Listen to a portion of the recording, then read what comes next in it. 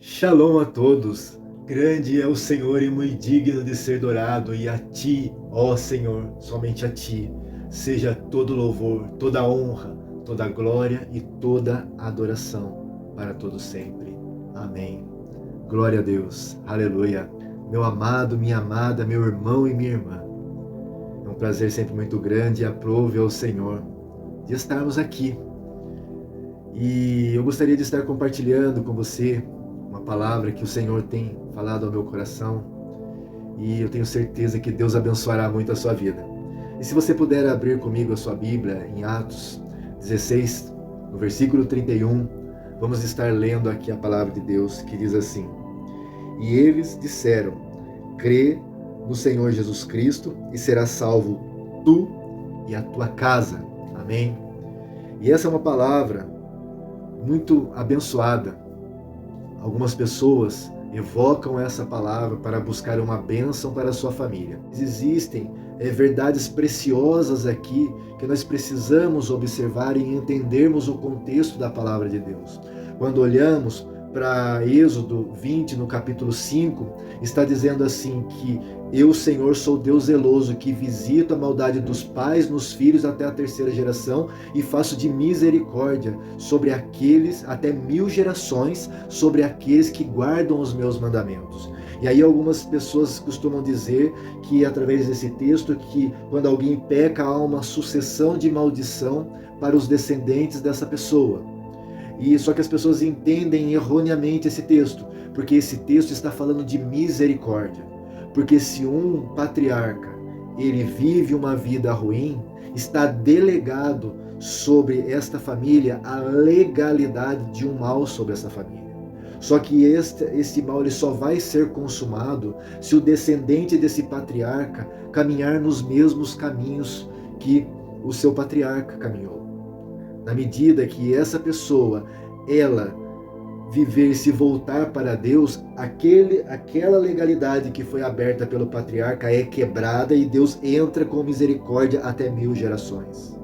Então a palavra diz, até a terceira geração visitarei a maldade dessa pessoa até a sua terceira geração. Mas se a segunda geração se converter ao Senhor, Deus entra com misericórdia até 1000 gerações. Então essa é uma palavra de advertência que Deus traz ali, mas é uma palavra de misericórdia, não de sentença e juízo.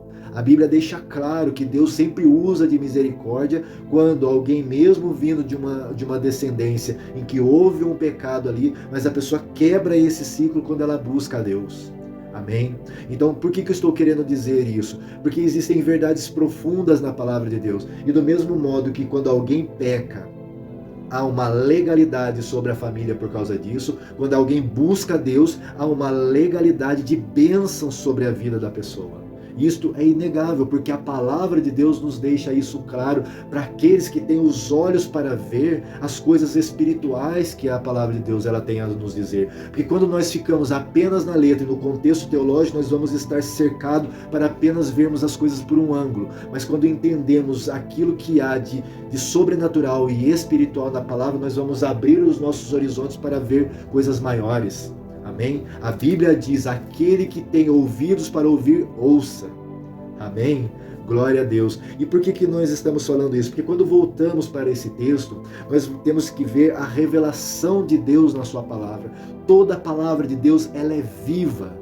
E a palavra de Deus, ela traz vida. E a palavra de Deus, ela tem promessas em si para nós. Aí alguns pregadores, eles tinham o costume de dizer que algumas palavras, elas se tornam rema de Deus. E aí as pessoas diziam assim, mas o que é isso, rema de Deus? Isso daí ficou muito popular no meio evangélico, no meio pentecostal, exatamente a respeito dessas revelações que Deus ele trazia. Até eu fiz um estudo a respeito disso e nós vemos que o rema é a palavra, no grego é a palavra falada, é a palavra dita, e o logos é a palavra escrita, a revelação escrita de Deus.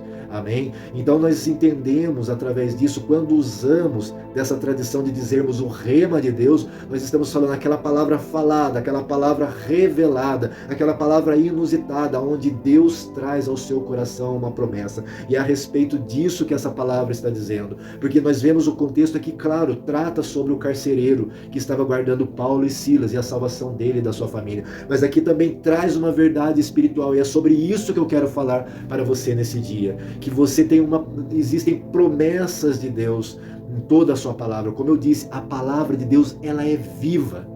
E tem promessas de Deus para nós, porque todos os decretos de Deus são promessas de bênção nas nossas vidas. Nós só precisamos, pela fé, acreditar e acessar essas promessas que já estão delegadas para a nossa vida. Então, mesmo que o contexto diga isso, mas nós entendemos que aqui se trata de um texto que é uma palavra rema, uma revelação específica da parte de Deus, de uma promessa que está delegada para nós. E por que eu estou dizendo isso? Porque eu quero trazer essa palavra para você. Essa palavra para você, que se você tem passado por muitas coisas na sua vida, se você tem vivido uma luta constante e tem chorado aos pés do Senhor pela sua família, se você tem chorado pelos seus entes queridos, se você tem clamado a Deus para que Deus visite aquele familiar que ainda não conhece o Senhor, se você tem colocado diante de Deus aquele filho que tem estado afastado dos caminhos do Senhor, se você tem chorado ao Senhor e falado: Senhor, até quando estarei diante de Ti sem contemplar a Tua bênção na minha vida? Ou talvez o seu coração tenha se enchido de dúvidas, para você dizer assim: eu acho que melhor eu parar de orar, porque eu oro e não vem a resposta. Eu venho trazer essa palavra para você hoje, em Atos 16:31, que diz: crê no Senhor Jesus e serás salvo tu e toda a tua casa. Eu quero trazer essa palavra revelada, essa promessa de Deus, como eu disse lá em Êxodo 20, no versículo 5, falava que Deus ele traria a sentença sobre aqueles que usassem de maldade até a terceira geração, mas ele traria a bênção para aqueles que guardam os seus mandamentos. E o que isso quer dizer? Que se Deus ele tem essa promessa, que se você se chama pelo nome do Senhor, e você tem se entregado a Ele, e você tem andado nos caminhos do Senhor, Deus tem promessa para você e para a sua descendência. Deus tem promessa para você e para essa família, para a sua família. E evocando esse entendimento espiritual, nós tomamos essa palavra e tomamos posse dela para saber que Deus ele é aquele que trabalha por nós e pela nossa família. E eu quero te dizer, a sua família não está em esquecimento diante de Deus. Aquele ente querido que você tem chorado para Deus trazer uma bênção e fazer um milagre e transformar a vida dele, eu quero te dizer, Deus está nesse negócio. Deus não tem estado em esquecimento no teu choro, nas tuas orações, mas Deus trabalha a seu respeito. Continue crendo, persevere na fé, porque nós não temos crido num Deus que nada pode fazer, mas nós temos crido no Deus que é o El Shaddai, o Todo-Poderoso, que é o Deus vivo e existente. Nós não temos vivido como um mundo que não tem consolador, mas nós temos o nosso Consolador, que é o nosso Deus, aquele que vai à frente da nossa batalha. E fique com essa palavra no seu coração, sabendo que Deus é poderoso para fazer infinitamente mais do que pedimos ou pensamos. Amém? Creia, e aquilo que tiver de vir virá e não tardará. Deus não retarda a promessa na sua vida. Amém? Que o Espírito de Deus fale mais ao seu coração.